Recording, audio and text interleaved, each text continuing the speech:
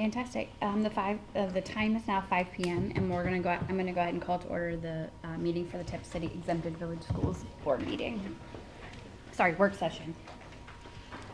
I pledge allegiance to the flag of the United States of America and to the republic for which it stands, one nation, under God, indivisible, with liberty and justice for all.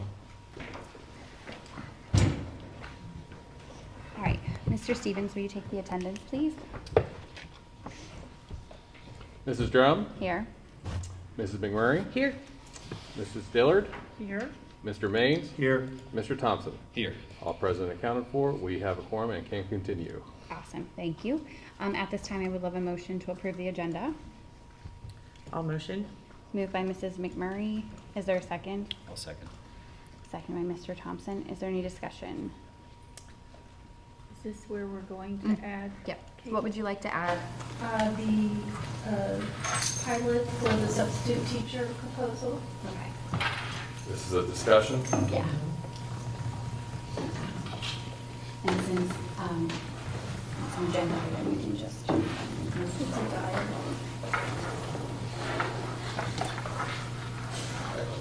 So that was a discussion on the substitute teacher pilot, is that correct? Yeah, and that will be agenda, discussion item D.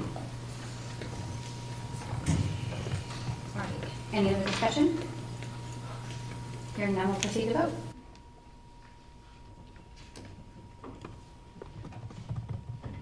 Mrs. McMurray? Yes. Mr. Thompson? Yes.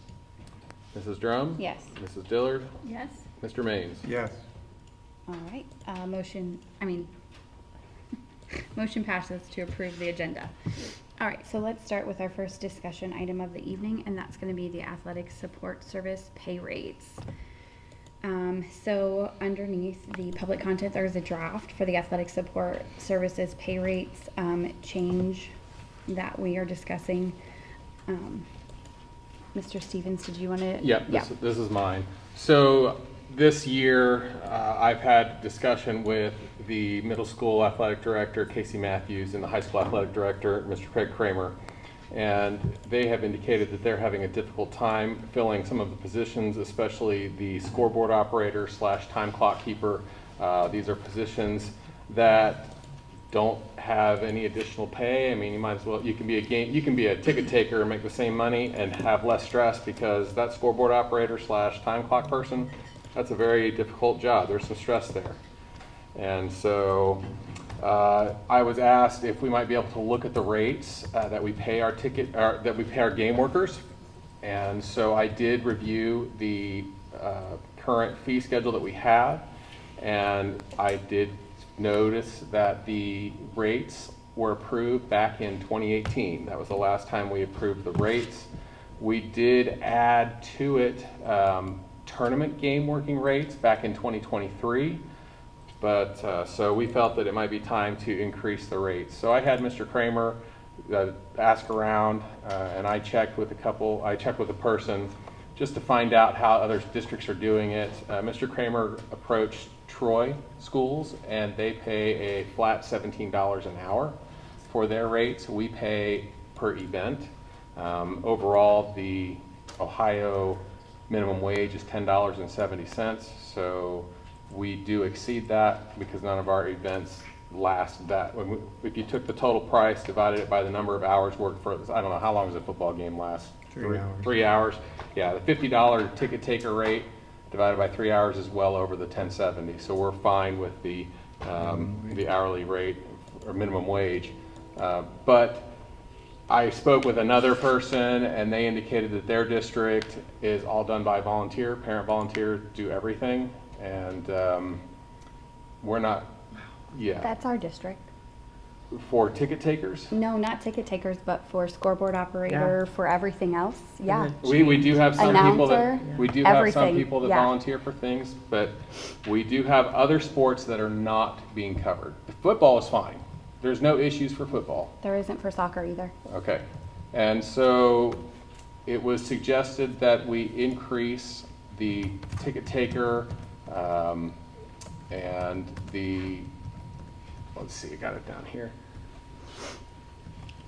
scoreboard operator. The scoreboard operators were suggested to go up $10 and the ticket takers to be $5 higher.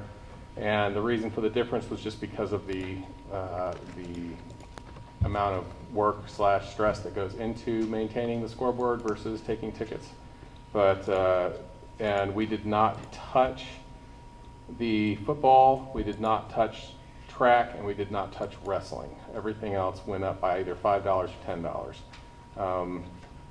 The increase, when I reviewed last year's games and determined what the cost would have been, it's roughly a 25% increase. So if a ticket taker is making 20 last year and they go up to 25, it truly is a 25% increase. So we're looking at roughly $3,500 to $4,000 in an increase for the total cost for our game workers. And so I'm presenting this updated pay schedule for the board members' consideration. This is just a discussion right now. I do have it on the agenda tonight for approval, but if it's not ready, we could take it off and make adjustments. No problems. Just wanted to bring this up for approval just to try to help get more interest in dealing with some of these positions. Are we having problems filling these positions? That is exactly, yes. Particularly the like for volleyball, the timekeeper / scoreboard, or the timekeeper, yeah, we cannot fill those. And when we've asked other people if they'd be willing to do it, they say, I'd rather just be a ticket taker. It's the same amount of money. So I noticed that the ticket taker and the scoreboard operators are in the same rate of pay. So for basketball, football, I don't know about all the others, but I know that was a question I asked Aaron when this was brought up.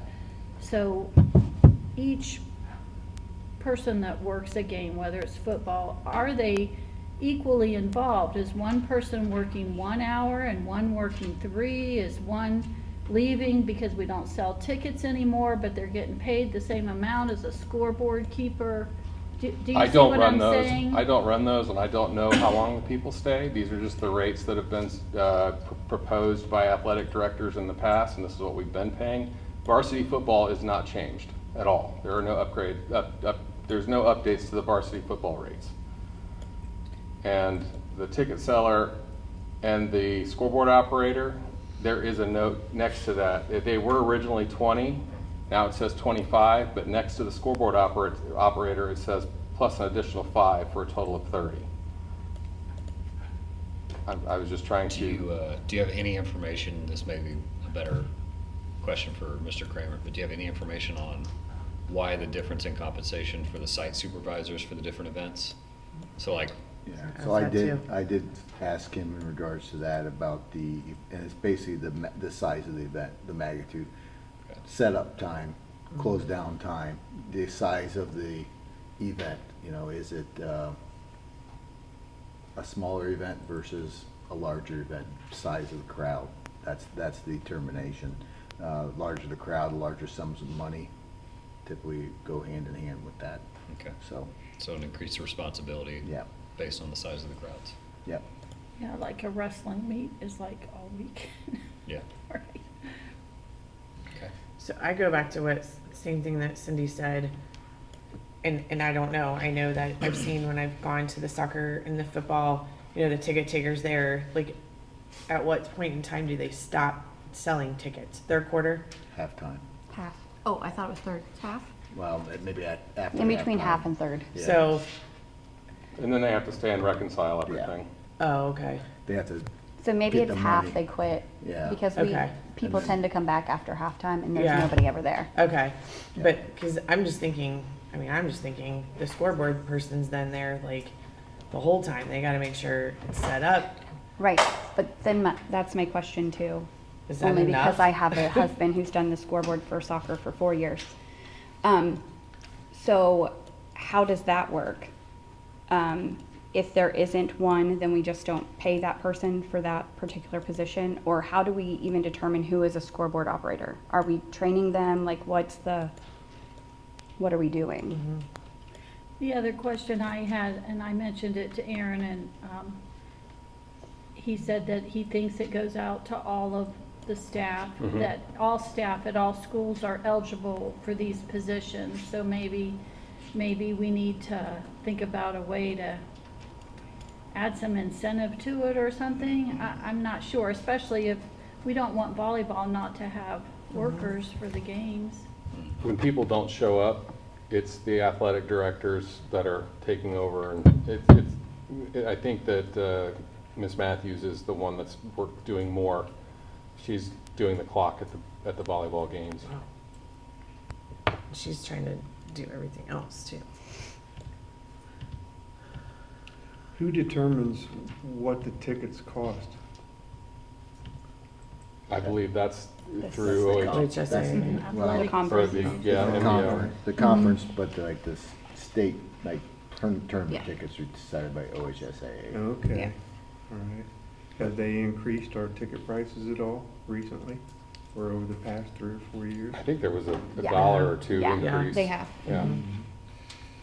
So So I go. really, it's kind of counter-setting or offsetting that ticket increase then, so it's not really, I mean, That's- it's fine, I mean. I don't believe that's how it works. Yeah. Well, it doesn't necessarily work in conjunction with what we charge, but I'm just saying the increase in revenue that we've received as a result of the increase in ticket prices can offset the increase in the cost of trying to get the workers. I would say there's a lot of costs that have gone up in regards to that. Officials have cost a lot more. Yes. Yes. Right, those costs have gone up. Okay. Those types been of a things while. are, And most of our revenue has already been received because most people in Tipp buy season passes. Yeah. Mhm. And the only ones that are paying would be the visitors that are coming, and visitors to the middle school games are very, very, very low. Very Middle low. school does not bring in very much revenue, Mhm. so. I was just trying to think if there was a way to offset the increase in cost with an increase in our revenue somehow. But if we can't, if we've got no say in that matter, then there's nothing we can do. So it's more of, if there's a problem, we have to solve the problem. And is this the solution to the problem? Did you, oh, sorry, I was just to say, did you ask some of the workers if the $5 increase would be enticing enough to go run the clock? I did not. I got suggestions from the athletic directors. Okay. Because, I mean, if they're the ones that are gonna do it, I'd love to know, hey, if we give you $5 extra, are you gonna go up there? I don't know if that'd be They- enough for me to go, because that's $0 is what has been made. So that's my other question too. If he hasn't made any money, how do we get him to get paid then? Oh, he doesn't want it. Okay. Or anybody who's been So, volunteering, yeah. like, A lot of parents volunteer to do this stuff, like scoreboards or do the public announcement for the games. yeah. So, So who are I mean, we? I paying? just that- feel that like might that's be been an a thing avenue every as year. well. Along with what Angie said, I was thinking that maybe some sort of survey with the workers of why they don't sign up for the other positions, like what are the reasons why? Just to kind of get a feel for what positions are the hardest and what they consider the most difficult and most stressful positions. And then maybe some sort of way to recruit non-district employees and let them know about these pays, because there probably are. It may add a lot of work, though, to the district with interviewing and background checks and all that kind of stuff. But it's just something to think about. I think that's a good idea, Absolutely. survey. And, from my perspective, being one of the fans in the stands, I knew the referees got paid, but I never thought about, the ticket takers and the announcers and scoreboard people. I just thought they were all volunteers, Mhm. so. I would also, with that survey, like, why aren't they taking it? But also, for these events, how many of them are currently being covered by volunteers? Mhm. I think that's important for us to know, I'd how like many to of know these that are too. actually being covered by volunteers that we're not even exchanging money for it. I think that's important data for us to know what we're working with here. Mhm. Yeah, and I mean, I'm maybe naive, but I was under the impression we only paid ticket sellers and takers. I didn't realize that there were other positions that were paid. within our district. Or that people were actually collecting compensation for. I knew that they were options, but I didn't know people were actually collecting it. That's what I mean to say. Yeah. So that would be interesting to know too.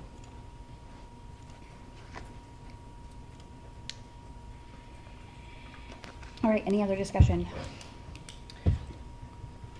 I think that when we get to my suggestion is that we need to gather some more data before we can vote on this tonight, so.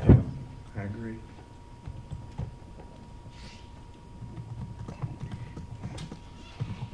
I don't have any problem with increasing pay Oh, for yeah, anyone. no, I just no. want it to go in the right spots. Correct. Yeah. Mhm. Yes. Because Well, if, yeah, Does that, if we put off voting on this tonight, we lose another month of athletics for the season where we still have a problem of getting people in these spots. That's a good point. yeah. So I don't want, I mean, That is it.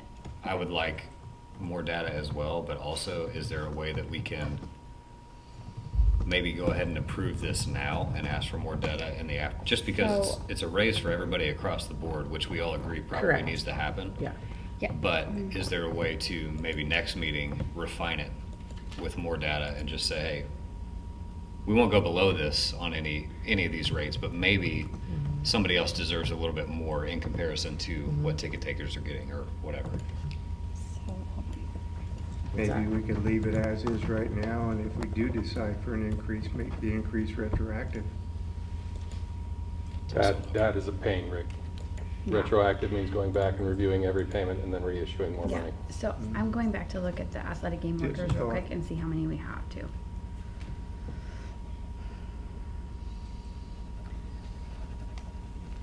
I don't know, as someone that, I took stats in high school, but that was just as a student statistician. Yeah.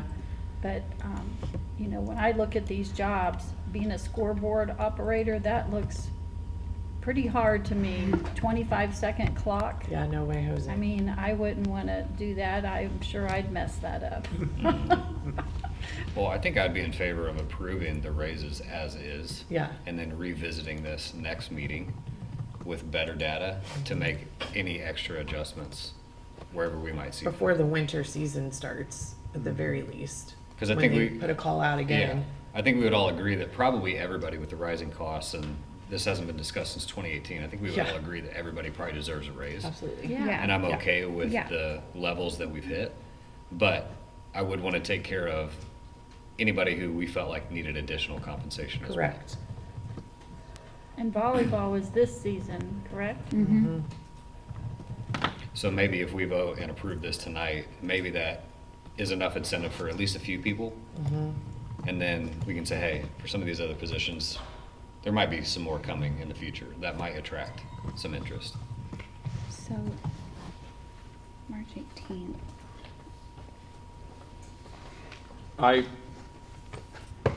Do we have it in? I our do not want to be budget? the one running this, getting more data. I do not have time to do this. I Unless will, Mr. Kramer. I will, but if you guys can send me what it is you want, we can put it on over to Mr. Kramer to get that information. Yeah. I think it's just two Or- things. Why they're not filling, what's the friction that people aren't filling the positions? And then for these right now, who is currently filling these with volunteers not getting paid versus those that events are continuously getting by someone who they are paying. That's real important right So, there. I think it's those two main things. And maybe the reason why they don't want to do the Yeah. other job. Yeah, Well, I mentioned the pay yeah, the and time, and the responsibility. yeah. Mhm. They don't want the responsibility of the time clock, and the pay is not good enough. I can be a ticket taker and make the same amount of money. I mean, those are the jobs, because we weren't, if you look at you have ticket taker, scoreboard and public address, and site supervisor, reserve freshman football, middle school football, soccer, volleyball, those are the only 3 positions for all of those sports. Middle school volleyball. Basketball has a scorebook keeper and security. But every other team, every other sport, it's just those positions, except for football, which has more. So there's only basically 3 positions: ticket taker, announcer, and site supervisor. And the announcer and the scoreboard operator are the same person, or are they separate people? Same person. Same person, okay. Or they have a buddy that usually sits with them and does it with them. Okay. I wouldn't know. So do they get paid for 2 jobs then? Because somewhere it says about. If somebody was a site supervisor while trying to do, say, The scoreboard. the as well. scoreboard, they would get both. If they were But responsible. what if they were announcing and the scoreboard? No, that's One? this is the same. For those where they're hyphenated like that, I believe they're the same. The only one that has it separately is basketball, has a public address. Public Yeah, I address, see- I'm Yeah, I putting see like emphasis, 5 different things, 6 Yeah. different things. and the varsity football.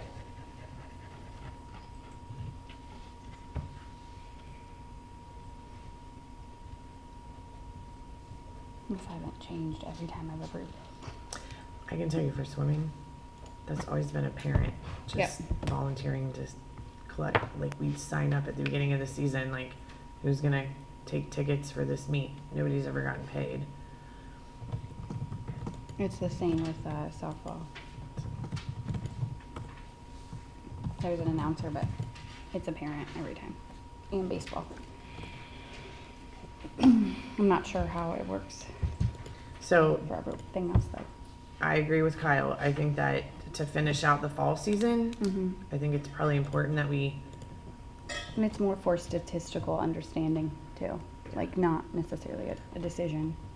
but I think that we can go ahead and, I mean, I think we can go ahead and approve the pay rate, pay increase. Do we have it in our budget? $4,000, we can make that work. Okay. Okay, and that That's- was if everybody took If the money. everything took the same, if like, if, That was all of the positions we paid last year, okay, and increasing that by the rate, not every single opening that might have been filled by a volunteer. okay. I'm not aware of who's doing volunteering and who's not. That doesn't Right. come to me. And I think maybe before our next meeting, we can talk to Mr. Kramer to see if we can get some of that before the winter season starts. I made a note. Okay. Any other discussion on that agenda item? Okay, let's move to the next one. This is Miami Valley CTC representation in 2026. A discussion. So, go ahead. So Rick has been the representative of the board for the past, this would be 6 years, correct? This would be the third Third. year for me, yeah. Third year. His term is up and he is going to no longer be the representative, correct me if I'm wrong, after December. That's correct. So, we need to find a replacement to go to these meetings. The meetings are monthly, the second Tuesday of each month at MVCTC, which is on Hope Road out by, off 49, Mhm. sorry, and 70. Meetings are about hour and a half long tops. I'd usually. say they average probably an hour or less. Yeah. They really do a nice Is job. that with dinner? Yeah, with No. dinner. You know, they always give us dinner before, and it's really good too. So that's one of the fringe benefits of being on their board. So, you know, like, you could show up at 6:15 or 6 o'clock if you wanted to, eat all you wanted. But the meeting starts at 7 and generally will last anywhere from 45 minutes to an hour and 15 minutes. Very seldom do we have, you know, where we have a closed meeting session. So it's been fun, entertaining, and real nice people to work with. You know, they're, we always, one of the staff members will do a presentation on their part of whatever they're involved with, be it, you know, engineering or aeronautics or, you know, whatever. And it's always been very interesting, educational, and, you know, I really encourage you. And, you know, if you want to go with me, and I've already asked Dr. Weldy if it was okay if I brought any of you to the meetings. He says, oh, absolutely. He'd love to meet you. So, you know. So with that, we thank Rick for his service on that position, and we need to find a replacement. Now, the replacement, as you has shared, it doesn't have to be a board member. It doesn't have to be somebody from this board. It could be a community member that we appoint that's interested in doing that, that is aligned with careers in the area. So, but we wanted to first bring it to the board's attention to see if there's any interest on the board, if there's people that would like to be part of that, to fill that role. And if not, then we would post, you know, an opening and invite people to apply for the board to select from. Dr. Weldy was hoping that we'd have somebody, you know, to present as a candidate before December 31st, because their organizational meeting is like the first Tuesday in January, which is very early, and they need to know before that occurs, because they'll be sworn in at that meeting. Yeah. And before, just historically, before Rick was in the position, Russ Gilmore did it for Right. many years. Mhm. So, Aaron answered the only question I was gonna ask. Does it have to be a board member? They prefer that it's a Mhm. board member. Sure. But it doesn't have to be Okay, one of our board members. gotcha. Well, our current board member with career experience would be Miss McMurray. You're trying to get voluntold. thank you. You're try- And I'm Trying to gonna be laugh. Laughing over there. I'm just, Well, that was, just Cindy, that was sharing my perspective. That's what you get for signing me up for the dunk tank last year. Oh, yeah, I forgot Outside about of my own that. free will. No, I would just like to say, as interested as I would be in something like this, I can afford to add nothing else to my life at this point. So that's why I was gonna ask if it had to be a board member, because I'd have to respectfully decline on my end. But I'm sure we'll find somebody that's fantastic for it. Okay. So there's no interest internally, so we can post that, we'll post it then. Yeah, I will post it. Okay. I don't mind. I live this every day. So if there was somebody in the community that could learn, you know what I mean? Like I learn 100% and be understand all another the words, advocate but no. for the district and what we're doing. I think that would be cool too, to have another partner in this. So I'm gonna respectfully decline. Thank you, Cindy, though. Okay, so the plan will be to. If you wanna do it? I told Aaron, I'm not sure I'm qualified to Oh, do that. stop. So What? I would be more than happy to fill the role until we found someone. Maybe our new board members Yeah. might be interested, but he explained to me that it doesn't have to be a board member. So I think we should get somebody that's really interested in that in the spot right away. Yeah, That's how I for feel. sure. Yep. I do. I mean, I'm interested in it. I love what the CTC does, and I see all the success, but I just am not sure I could contribute to that. I would have to, it would be a huge learning curve. So how will that work, Aaron? We'd post applicants, Okay. and as we received them, we'd look to set up a interview with the board, so they can. This is not a paid position. It is a paid. Oh, it is a paid Same position. as what- I can't even. Same as what our. Same as what we Oh, said. okay. Same as okay. ours. Okay, I have to get specifics from the CTC about what all that. Okay. The meetings Mhm, entailed, but. And they put do that in there. reimburse for your transportation back and forth too. nice. Yeah. Okay. So, we just have all that in the application. Okay, So that's what we'll do then. Okay, worst case scenario, if nobody applies, then we can bring it back and see. Do it. I think that's one of the problems we had before, is we couldn't get a public member Yeah. to sign up for it after Mr. Gilmore dropped. So that's how I got on there, Mm-hmm. so. But it's been a great experience. I love your They're reports. really They're good great. people. Cool. Thank you. All right, next category of discussion is going to be district report card, which we just received the district report card information, and it is located online as well. And I will, go bad, I don't know why I didn't see this earlier. So I'll go through this. So again, overall rating is a 4.5 star, which is exceeds state standards. Some of the highlights again with weights. So achievement is at a 5 star. Progress is wrong. It's a 4 star, not a 5 star. Gap closing is a 5 star. The graduation is a 5 star. Early literacy is a 4 star. And college, career, workforce, and military readiness is a 3 star. And again, this is something that we, this is a new tool, a measure. This is a new graded area that was added this year. And this is something that we are, we definitely need to have a focus on. And this is really engaging all kids to be prepared when they leave, not just one group of kids or certain groups of kids. All kids need to be I apologize. college, This is career, my- workforce ready. So Your military side. you see where the performance index is for 23, 24, 25. We are on an upward trend.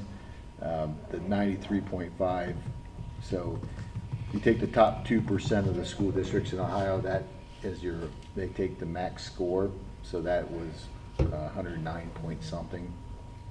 And then they divide it. So last 2 years we're at 93.3% of the state max. And then in 2025 we were at 90.5.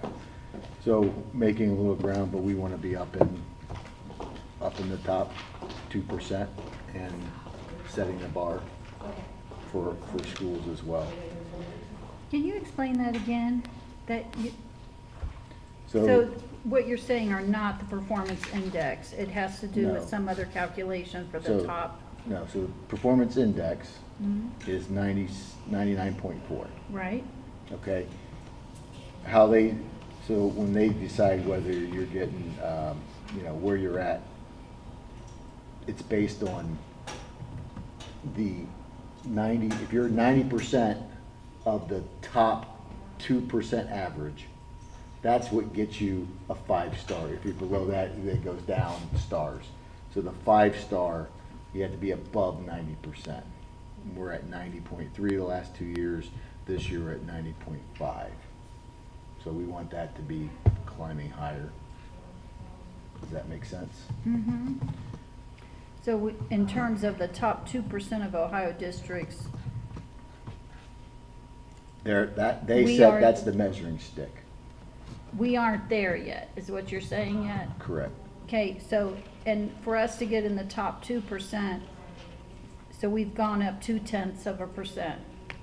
Is that correct? Towards that top 2% of the, Based on this year's data, yes. okay, Correct. Okay, I To get to the understand. top, to get to the top 2%, you'd have to be around 109. okay. What's the 99.4 then, for example, 2025? 99, that's our performance Our gap index range. score. Oh, The okay. 90% is the average of the top 2% versus ours. Okay, So, I got you. So we scored 99.4 points, yeah. but you can go over, what'd you say, Aaron, up to Over 120 or 100 more? 120 is like the Yeah, max, the but max. the highest this year was 111. Okay. Is the performance index still only based on achievement tests? Yes. It is. It's all achievement scores from the end of course exams.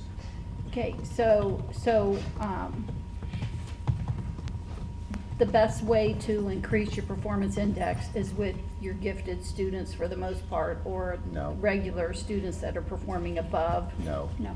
The quickest way to increase your performance index is to having kids be proficient. Close So if to you're a that. limited kid, you're at 0.3.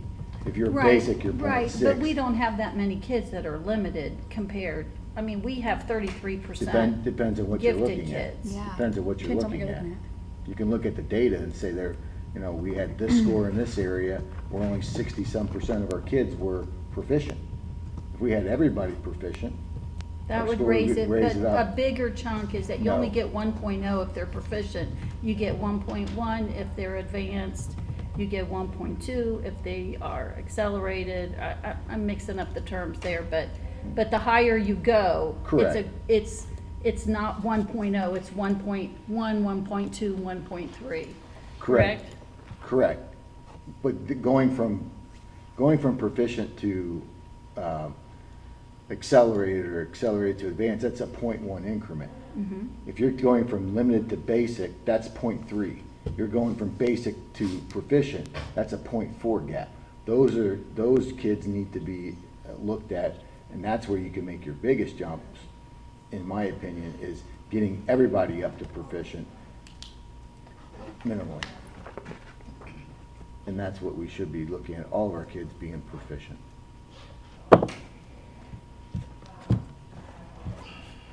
Can you tell where the most need for improvement is? Like, is it in science, is it in math, is it? Each of the buildings have targeted areas that they're addressing and looking over. You can look at on the website and specific pieces on that, and they to me, they stick out pretty clearly what needs to be addressed. You know,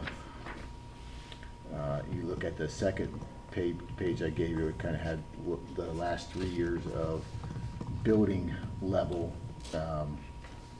performance ratings. Obviously, on that, the progress at the middle school is a concern. It's been that way for 3 years, and work's being done. Their performance index score is higher than it was 2 years ago.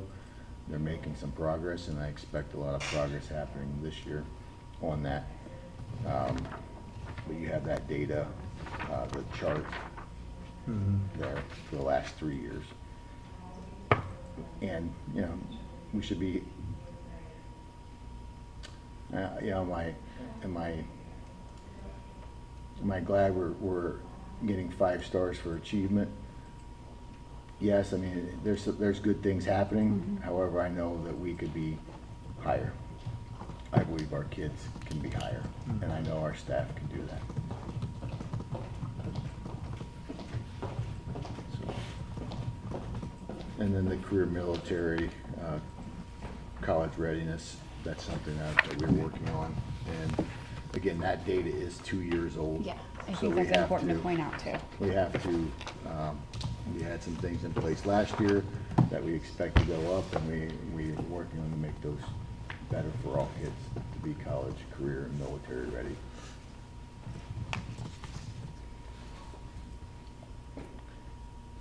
And then if you saw in the first one, when you see the weights, so that's how they determine what counts the most. Achievement and progress count the most towards it as reach a quarter. So 50% of your grade is in achievement and progress, and then the rest is in the gap closing, graduation rate, early literacy, and the career readiness piece. What questions might anybody have? How do the schools use a staff meeting to go over all the data and as a staff come together and look at their data, really dive into it and set a plan? Is that a school, will that happen with each school with their own data Yes. They're working. explicitly, like? For example, in the middle school, they're each working on department goals based on and other data. It's not all data, not all the testing, all subjects are tested, but they're looking at our data, and it's important. English is not the only one that, not the only subject where kids can read and write and critically think. All subjects can do that, including PE, including art, including all the subjects. So we have to make sure everybody's working towards that, because it's everybody's responsibility. Does this impact the curriculum then? Where they may say one of the curriculum choices is not doing well, so let's change the curriculum? I think that's something that needs to be looked at every year. We implemented the science of reading, which was kind of mandated. That's happening at the, for the English courses with wit and wisdom, and at the K-8 level, we have Bridges Math that just got implemented last year as well in almost all grade levels. That aligns with the new math expectations. So I think we're on the right path for those. We did some science, changed our science curriculum to 3.8 this past year for this year, and working on, even on the science curriculum, what we need to do for the high school as well. So that's an ongoing issue. I think instructional practices of what's happening in the classroom is the biggest driver. We need to find the resources and supports, but the curriculum practices, engaging our kids, increasing that engagement, increasing opportunities for learning are the big focuses. I apologize for the phone call. That was my child in the military, and it's an emergency come through, so I apologize. He called from boot camp to give me the final clearance things I need for graduation on Friday. But I know in conversations that I've had with Jack, as far as, for 3 years, his trajectory was college bound, and, took the AP and all the CCP courses and things like that. And he communicated with the military recruiters that came into the school and did the activities that they had and things like that. But I think until he really had a chance to sit down with them, in a quiet place and have a one-on-one conversation, and he realized the benefits of, that people hadn't told him that was an option. I think, as a mom of someone who's now living this and going through it, I think that, the men and women who are recruiters come into the school, and I think that it's in the cafeteria, and it might be a little chaos, but if we could maybe do a little better with giving them maybe a quiet place to meet and having a conversation, and, more like a college recruiter would come in, and I don't know if they do lunch and learns or anything like that. They used to when I taught there, but more of a time for them to be, just as highly sought after as college, and even and I think about, the programs that I'm doing for career.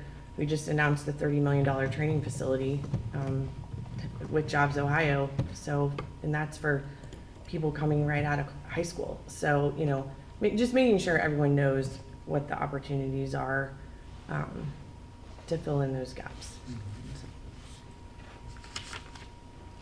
Okay, any other discussion? Okay, next discussion item is the sub-teacher pilot program, which we just got information on that, and it is printed for you guys to look at as well. And thank you for that. So again, the idea is looking at a controlled environment where we can maybe create a larger pool of qualified candidates. We have been, something I talked with our attendance secretary who does the call-ins and what might be helpful. This was one of the areas, and looking at the eligibility requirements, again, we can set those. If you don't have a bachelor's degree, maybe we require 25 years.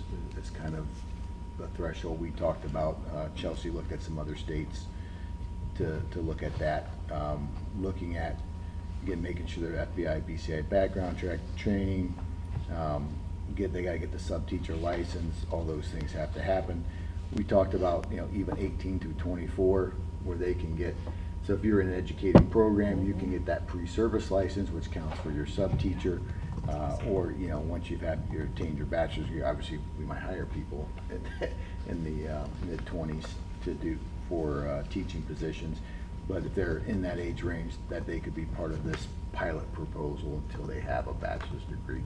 But looking at age, looking at doing it at a level that might be helpful, and this is a need that has been expressed from the attendance secretary, that K-5 is an area that we could use some supports in.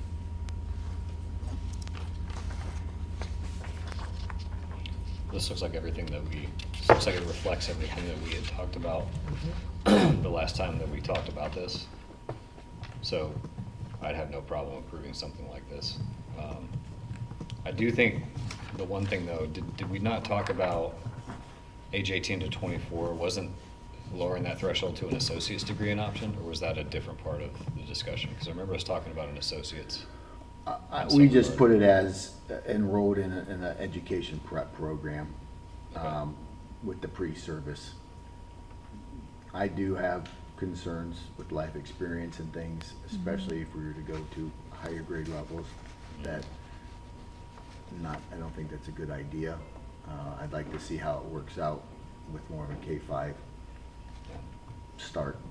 You know, again, this pilot could go well and we want to add to it, or we could say it's not working well and we shut it down. Mm-hmm. So that Gotcha. that would give us some, you know, maybe we get nobody either. Could be, you know, doesn't work. Sure. So we having a lot of problems getting sub teachers right now? We've run into some things even this year in regards to that. A couple of months ago, I sent the numbers data. from Chelsea, where we're at each month and the numbers that are unfilled. So it's an ongoing issue, but it's not just our district, it's all districts have, you know. That was the other issues with question I was subs. gonna ask, is if the other districts are doing very similar with the age 18 to 24. Yeah, the law changed, I think 2 years ago, that allowed locals to make that decision. Before it used Okay. to be this, now it opened it up so you could, locals have the decision to have at least a, you know, high school diploma, BCI background check, and what requirements are. So I do just want to make sure that we are all understanding. I have known many students who are 20 who have now, this is normal, who have received a bachelor's degree. So I think that because of CCP and AP, this is like, I know a ton of kids now that are 20, 21. They're out in 2 to 3 years for college. So, you know, I just want to be careful with putting a, you know, I love the pilot. I think that's important, but also, you know, we could have, you know, a 25-year-old, but we could also have a 20-year-old and they're like, I have a bachelor's, you know. So I definitely think keeping it down in the lower grades is important, but just making sure that that's become the norm, starting to become the norm. Okay, so I have a question. So with the training components, the 2 days that you're listing here, who's gonna be in charge of those training days? It'd be in charge, it'd be me in charge of it. Okay. We would use administration, you know, the K-5 would be smart to include the building principals to make sure that they want, I mean, if they may interview these people and have them in training saying, Yeah, no, they're we not. don't want listed. it, Okay. right, it's not a fit. Okay, That's, again, we wanna make sure that they're worthwhile. And I think we'll have some. So they need to be part of it. Chelsea, HR, you know, in regards to filling out the forms that you see in the back, there's onboarding and things that have to be done, but even just navigating the system to get subs, she would have to be part of that as well. So I think there's a lot of people that could be part of it, but it's something that I would put together along with Chelsea and the building principals to make sure we're preparing these people as much as possible. okay, and then I'm assuming there'll be some sort of like file that goes along with them too, that'll indicate that they've completed their 2 days and Well, it'd just like be a like, checklist, like everything else, correct? just like a sub, like Okay. they have to go through the process Cool, to be on the approved list. awesome. I'm looking at the requirements for the state of Ohio, just because I haven't looked at them in a minute. Do they have to, like, do they have to take the pedagogy course? It's the, last I heard, it's the, Is it called something different now? yeah, but it's like they have to take, yes. I know what Okay. you're talking about though. They Yeah. have to take some sort of like test or some sort of There something. used to be a pedagogy course that, if, specifically if you were coming from industry and doing the supplemental licensure, Like a Program. alternative license. an alternative license, the first thing that you took was this online pedagogy course. I can't, I'm just scanning really quickly and I don't see it in here. If not, I mean, I definitely think, you know, if somebody is coming outside of education and it might be something good, I don't know what the cost of it is or anything, but if that's part of the training, because basically that's how you interact appropriately with kids, you know, in the classroom and behavior management, things like that. So, Yeah, but I wonder, I don't know what it's I called wonder if now. some of this district training though. It might. If you look at it, like, Yeah. when it looks like classroom management, that was part of the pedagogy Yeah, class. it was, yeah. You know, like understanding how to run a classroom, Yeah. understanding appropriate Yeah. conversations, how you interact, things like that was all part of that. So, I think the pilot is a great idea too. It's somewhere to start, and it will help us identify what we can do to recruit more subs. My only concern is then, I shared this with Aaron, is that where we have the biggest number of unfulfilled subs is at the middle school. And so this pilot, these students or new subs are not going to be going to the middle school, they're only going K to 5. So it would be in my hopes that the program would extend so that we can solve some of the problems at the middle school, because in the middle school, we had 1, 2, 3, 4, 5, at least 5 days where there were over 10 positions unfilled. And one day there was 1 month, I'm sorry, not days, months. There was 1 month, which was a heavy month for all the schools. February. February, where there were 18 positions, and I don't know how many teachers teach at the middle school, but that seems like that might be a third of them, or if not half. But I just think that, I also notice, I go to the consortium site all the time, and I've noticed other districts raising their pay rates quite a bit. I just saw Trotwood raise theirs to 175. Yeah.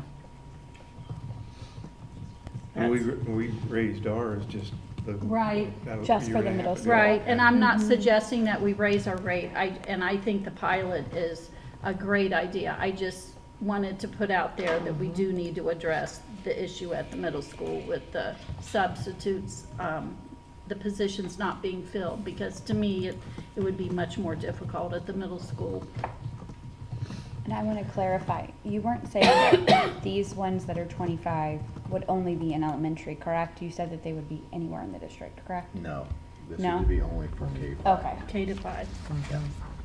okay. with a non-bachelor's degree. With a non-bachelor's? Yeah, this is just for Okay, I just high wanted to school understand, diploma I wanted or to clarify. equivalent, bachelor's degree not required, that's for just the K-5. Got it, okay.